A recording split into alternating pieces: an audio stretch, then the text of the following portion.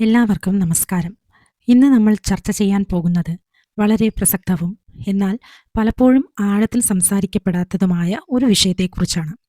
സ്ത്രീകളും ആത്മീയതയും. ആത്മീയത എന്ന് കേൾക്കുമ്പോൾ തന്നെ നമ്മുടെ മനസ്സിലേക്ക് വരുന്നത് ക്ഷേത്രങ്ങൾ, പൂജകൾ അല്ലെങ്കിൽ സന്യാസിമാരുടെ ചിത്രങ്ങളാണ്. എന്നാൽ എന്താണ് ആത്മീയത? ആത്മാവുമായി ബന്ധപ്പെട്ടത് എന്നാണ് ആത്മീയതയുടെ അർത്ഥം. ഭൗതികമായ വസ്തുക്കൾക്കും ശരീരത്തിനും അപ്പുറമുള്ള സ്വന്തം മനസ്സിനെ അല്ലെങ്കിൽ അന്തരംഗത്തെ, ആത്മാവിനെ തിരിച്ചറിയാനുള്ള ശ്രമമാണ് ആത്മീയത. പ്രകൃതിയിലുള്ള പരബ്രഹ്മവുമായി നമ്മുടെ ആത്മാവിനെ ബന്ധിപ്പിക്കുക എന്നതാണ് ശരിക്കുള്ള ഉത്തരം. പുറമേയുള്ള സാഹചര്യങ്ങൾ എന്തായാലും മനസ്സിനെ അശാന്തികളിൽ നിന്ന് മോചിപ്പിച്ച് ശാന്തവും ആനന്ദകരവുമായ ഒരു അവസ്ഥയിലേക്ക് എത്തിക്കുന്ന ഒരു മാനസിക യാത്രയാണ് ആത്മീയത എന്ന് പറയുന്നത്. ആത്മീയത എന്നത് ഇതിനൊക്കെ അപ്പുറം നമ്മുടെ നിത്യജീവിതവുമായി, പ്രത്യേകിച്ച് സ്ത്രീകളുടെ ജീവിതവുമായി എത്രയധികം ഇഴചേർന്ന് കിടക്കുന്നു എന്ന് നമ്മൾ ചിന്തിച്ചിട്ടുണ്ടോ? സാമൂഹികമായ ഒട്ടനവധി ചുമതലകളും കുടുംബപരമായ ഉത്തരവാദിത്വങ്ങളും ഒരേ സമയം നിർവഹിച്ചുകൊണ്ട് മുന്നോട്ടു പോകുന്ന സ്ത്രീകളെ സംബന്ധിച്ചിടത്തോളം ആത്മീയത എന്നത് ഒരു ഭാരമല്ല, മറിച്ച് മനസ്സിന് ശാന്തിയും സമാധാനവും നൽകുന്ന ഒരു വലിയ ഊർജ സ്രോതസ്സാണ്. സമൂഹത്തിൽ സ്ത്രീകൾ ആത്മീയതയുമായി ബന്ധപ്പെട്ട് പലപ്പോഴും ചോദിക്കാറുള്ള പ്രധാനപ്പെട്ട ചോദ്യങ്ങളിലൂടെയും അവയ്ക്കുള്ള ഉത്തരങ്ങളിലൂടെയും നമുക്ക് ഈ വിഷയം ഒന്ന് പരിശോധിക്കാം. ആദ്യത്തെ ചോദ്യം, ആത്മീയത എന്നത് വെറും പൂജാവിധികൾ അനുഷ്ഠിക്കലും ക്ഷേത്രങ്ങളിൽ പോകലുമാണോ എന്നതാണ്. പലരുടെയും ധാരണ ആത്മീയത എന്ന് പറഞ്ഞാൽ രാവിലെ എഴുന്നേറ്റ് പൂജകൾ ചെയ്യുക, വഴിപാടുകൾ നടത്തുക, വ്രതങ്ങൾ നോൽക്കുക എന്നത് മാത്രമാണ്. എന്നാൽ യഥാർത്ഥത്തിൽ ആത്മീയത എന്നത് ബാഹ്യമായ ചടങ്ങുകളിൽ മാത്രം ഒതുങ്ങുന്ന ഒന്നല്ല. അത് വ്യക്തിയുടെ ആന്തരിക വളർച്ച, സ്വയം തിരിച്ചറിയൽ, മനസ്സിന്റെ ശുദ്ധി, എല്ലാ ജീവജാലങ്ങളോടുമുള്ള അനുകമ്പ എന്നിവയുമായി ബന്ധപ്പെട്ടിരിക്കുന്നു. പൂജാവിധികളും മറ്റും നമ്മളെ ആത്മീയതയിലേക്ക് എത്തിക്കാനുള്ള ചില വഴികൾ മാത്രമാണ്. ആത്മീയതയുടെ ആത്മാവ് എന്നത് നമ്മുടെ ചിന്തകളിലും പ്രവർത്തികളിലുമുള്ള നന്മയാണ്. ഇനി രണ്ടാമത്തെ ചോദ്യം നോക്കാം. കുടുംബ ഉത്തരവാദിത്വവും ജോലിയും മാറ്റിവെച്ച് മാത്രമേ ഒരു സ്ത്രീക്ക് ആത്മീയ വഴിയിൽ സഞ്ചരിക്കാൻ കഴിയുകയുള്ളൂ എന്നതാണ്. ഈ തെറ്റിദ്ധാരണ കാരണം പല സ്ത്രീകളും തങ്ങൾക്ക് ആത്മീയ സാധനങ്ങൾക്ക് സമയമില്ലെന്ന് കരുതി പിന്മാറാറുണ്ട്. എന്നാൽ ഗൃഹസ്ഥാശ്രമത്തിൽ ഇരുന്നു കൊണ്ട് തന്നെ ഒരാൾക്ക് ആത്മീയമായി ഉയരാൻ കഴിയും.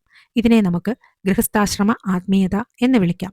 നമ്മൾ ചെയ്യുന്ന ഓരോ ചെറിയ കാര്യവും, അത് പാചകം ചെയ്യുന്നതായാലും വീട് വൃത്തിയാക്കുന്നതായാലും കുട്ടികളെ നോക്കുന്നതായാലും, അത് പൂർണ്ണ മനസ്സോടെയും അർപ്പണബോധത്തോടെയും ചെയ്യുമ്പോൾ അതൊരു ആത്മീയ സാധനയായി മാറുന്നു. പൂർണ്ണ മനസ്സോടെ ചെയ്യുന്ന നമ്മുടെ കർമ്മത്തിലാണ് ഈശ്വരൻ ഉള്ളത്. അതുകൊണ്ട് നിങ്ങൾക്ക് ഒത്തിരി നേരം പൂജകൾ ചെയ്യുന്നതിനോ ക്ഷേത്രത്തിൽ പോകാനോ കഴിഞ്ഞില്ലെങ്കിൽ കൂടി വിഷമിക്കേണ്ട. നിങ്ങളുടെ കർമ്മങ്ങളെല്ലാം പൂർണ്ണ ഭക്തിയോടും സ്നേഹത്തോടും ചെയ്യുക. അതും ഈശ്വര പൂജയ്ക്ക് തുല്യമാണ്. ഇനി മൂന്നാമത്തതും പ്രധാനപ്പെട്ടതുമായ ഒരു ചോദ്യമാണ്, ആർത്തവ കാലത്ത് സ്ത്രീകൾക്ക് ആരാധനാലയങ്ങൾ പോകുന്നതിനും പൂജകൾ ചെയ്യുന്നതിനും വിലക്കുള്ളത് എന്തുകൊണ്ട്? ഇത് പണ്ടുകാലത്ത് ശാസ്ത്രീയമായ ചില ആരോഗ്യപരമായ കാരണങ്ങളാൽ രൂപപ്പെടുത്തിയ ആചാരമാണ്. ആർത്തവ ദിനങ്ങളിൽ ശരീരത്തിന് വിശ്രമവും ഏകാന്തതയും ആവശ്യമാണ്. എന്നാൽ ആത്മീയത എന്നാൽ ശരീരത്തിന്റെ ശുദ്ധിക്കപ്പുറം മനസ്സിന്റെ ശുദ്ധിയുമായി ബന്ധപ്പെട്ടതാണ്. കാരണം ആത്മാവുമായാണ് ഈശ്വരന് ബന്ധം, നമ്മുടെ ശരീരവുമായിട്ടല്ല. അപ്പോൾ നമ്മുടെ മനസ്സിന് ശുദ്ധിയില്ലെങ്കിൽ ബാഹ്യമായ ഒരു ശുദ്ധി കൊണ്ടും ഈശ്വരനെ ദർശിക്കാൻ സാധിക്കില്ല. അതിനാൽ ഈ ദിവസങ്ങളിൽ ശരീരത്തിന് മാത്രം വിശ്രമം കൊടുക്കുക. പ്രാർത്ഥനയോ ധ്യാനമോ ഒന്നും ചെയ്യുന്നതിന് യാതൊരു തടസ്സവുമില്ല. ആത്മീയത നമ്മളെ ഒരിക്കലും അശുദ്ധരാക്കുന്നില്ല. ഈശ്വരനാകുന്ന ഊർജവും നമ്മളിലെ ഊർജവുമാണ് പരസ്പരം ബന്ധിപ്പിക്കേണ്ടത്.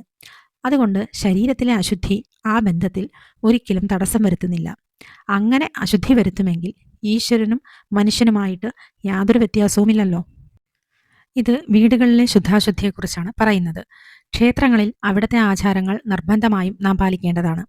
കാരണം ആത്മീയ വിജ്ഞാന പ്രകാരം ക്ഷേത്രങ്ങളുടെ ഗർഭഗൃഹവും പ്രതിഷ്ഠകളും പ്രത്യേകമായൊരു ഊർജ മണ്ഡലത്തിലാണ് പ്രവർത്തിക്കുന്നത്.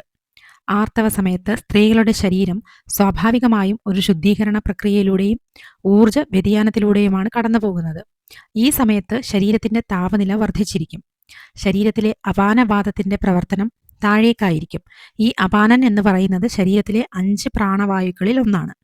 അപ്പോൾ ശക്തമായ ചൈതന്യവും പ്രാണശക്തിയും നിറഞ്ഞ ക്ഷേത്രങ്ങളിലെ സന്നിധിയിലേക്ക് ഈ പ്രത്യേക ഊർജാവസ്ഥയിലുള്ള ശരീരം പ്രവേശിക്കുമ്പോൾ അത് ശരീരത്തിലെ സ്വാഭാവിക ഊർജപ്രവാഹത്തെ പ്രതികൂലമായി ബാധിക്കുമെന്നും ക്ഷീണം വർദ്ധിപ്പിക്കുമെന്നും ആചാര്യന്മാർ പറയുന്നു.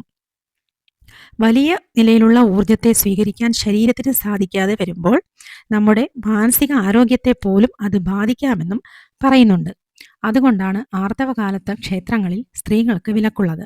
ഇത് ആത്മീയമായ അശുദ്ധിയോ പാപമോ അല്ല, മറിച്ച് പ്രകൃതിയുടെ ഒരു സ്വാഭാവിക പ്രതിഭാസത്തെ ശരീരത്തിന്റെ ആരോഗ്യത്തോടും ഊർജത്തോടും ഇണക്കി വയ്ക്കാനായി പണ്ടുള്ളവർ ഉണ്ടാക്കിയ ചിട്ടകളാണ്. ആ ദിവസങ്ങളിൽ വീട്ടിലിരുന്ന് നിങ്ങൾക്ക് പ്രാർത്ഥിക്കാവുന്നതാണ്.